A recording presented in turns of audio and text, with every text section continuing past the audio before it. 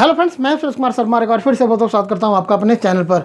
यदि आपका किसी भी बैंक में अकाउंट है तो ये वीडियो आपके लिए काफ़ी ज़्यादा महत्वपूर्ण है, क्योंकि इस समय सरकार अपनी कमाई को बढ़ाने के लिए लगातार अपनी संपत्तियों को बेच रही है। यही कारण है कि सरकार ने अपने 4 मिड साइज बैंकों को शॉर्टलिस्ट किया है उनका प्राइवेटाइजेशन करने के लिए। तो आइए आपको बताते हैं कि सरकार कौन से ऐसे 4 बैंक हैं जिनका प्राइवेटाइजेशन करने के लिए उन बैंकों को शॉर्टलिस्ट किया है और उनके कर्मचारियों का इस पर क्या असर पड़ेगा। तो सरकार ने जिन 4 सरकारी बैंकों का प्राइवेटाइजेशन करने के लिए उन्हें शॉर्टलिस्ट किया है, उन बैंकों के नाम है bank of Maharashtra, bank of India, और तीसरा बैंक है इंडियन ओवरसीज बैंक, और चौथा बैंक है सेंट्रल बैंक ऑफ इंडिया। सरकार इन बैंकों की अपनी हिस्सेदारी को बेचकर अपनी इनकम को बढ़ाना चाहती है, ताकि इन बैंकों की जो हिस्सेदारी बेचकर कमाई होगी, उस कमाई से सरकार अपनी सरकारी जो उनकी योजनाएं हैं उन योजनाओं पर काम कर सके, ऐसा सरकार का कहना है। हालांकि आपको बता दें कि सरकार जब अपने किसी भी बैंक को प्राइवेट करती है तो उन बैंकों में काम करने वाले जो उनके कर्मचारी होते हैं, उन हजारों कर्मचारियों की भी नौकरी पर खतरा मंडराने लग जाता है। अब यहाँ पर इन 4 बैंकों के बारे में आपको बता दें कि इन 4 बैंकों में जो बैंक ऑफ इंडिया का बैंक है, इस बैंक के अंदर अभी फ़िलहाल लगभग 50,000 कर्मचारी काम करते हैं। वहीं पर सेंट्रल बैंक ऑफ इंडिया में 33,000 कर्मचारी अभी फ़िलहाल काम करते हैं। बैंक ऑफ महाराष्ट्र के अंदर भी लगभग 13,000 कर्मचारी काम करते हैं। इंडियन ओवरसीज बैंक के अंदर भी लगभग 26,000 कर्मचारी अभी फ़िलहाल काम करते हैं। अब यहाँ पर यदि इन 4 बैंकों में से किसी बैंक को सबसे पहले प्राइवेट किया जाएगा तो वो बैंक वही बैंक हो सकता है जिस बैंक के अंदर सबसे कम कर्मचारी काम करते हैं। जैसे कि बैंक ऑफ महाराष्ट्र बैंक के अंदर 13,000 लगभग कर्मचारी अभी काम करते हैं।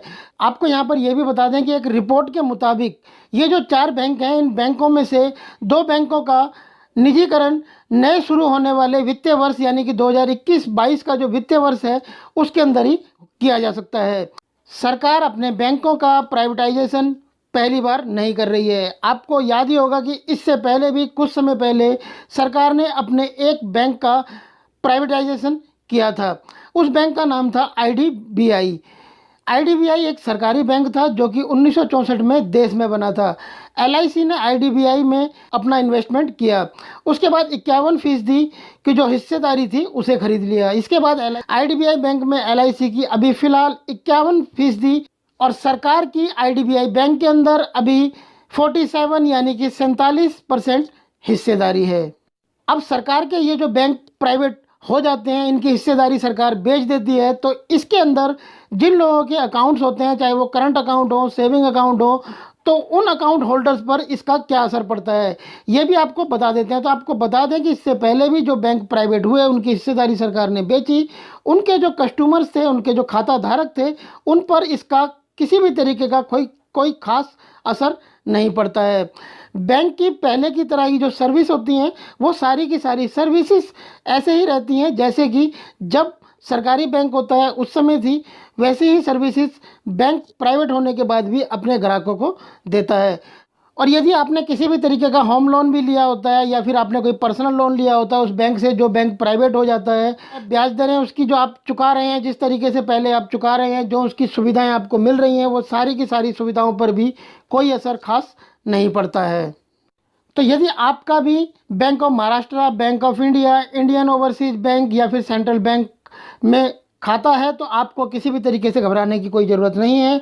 हो सकता है कि आने वाले कुछ समय के बाद ये 4 बैंक भी प्राइवेट कर दिए जाए। आई होप फ्रेंड ये वीडियो आपके लिए जरूर हेल्पफुल रहा होगा। यदि ये वीडियो आपके लिए हेल्पफुल रहा तो इस वीडियो को लाइक करें, शेयर करें अपने दोस्तों के साथ, व्हाट्सएप और फेसबुक पर बैंकिंग से रिलेटेड और ज़्यादा बेहतरीन वीडियोस के लिए आप हमारी बैंकिंग की प्लेलिस्ट जाकर देख सकते हैं। प्लेलिस्ट का लिंक आपको इस वीडियो के नीचे डिस्क्रिप्शन में मिल जाएगा। अगर अभी तक आपने हमारे चैनल को सब्सक्राइब नहीं किया था तो नीचे लाल वाले सब्सक्राइब के बटन को प्रेस करके चैनल को सब्सक्राइब कर लें। बराबर में बेल का आइकॉन है, उसे भी जरूर प्रेस करें ताकि जब भी इस चैनल पर कोई नया वीडियो अपलोड करें तो उसका नोटिफिकेशन आपको सबसे पहले मिल जाए। यदि आपने चैनल सब्सक्राइब किया हुआ तो आपका बहुत बहुत धन्यवाद। फिर मिलते हैं आपसे ऐसी किसी बेहतरीन जानकारी के साथ नेक्स्ट वीडियो में। तब तक के लिए गुड बाय, टेक केयर, जय हिंद।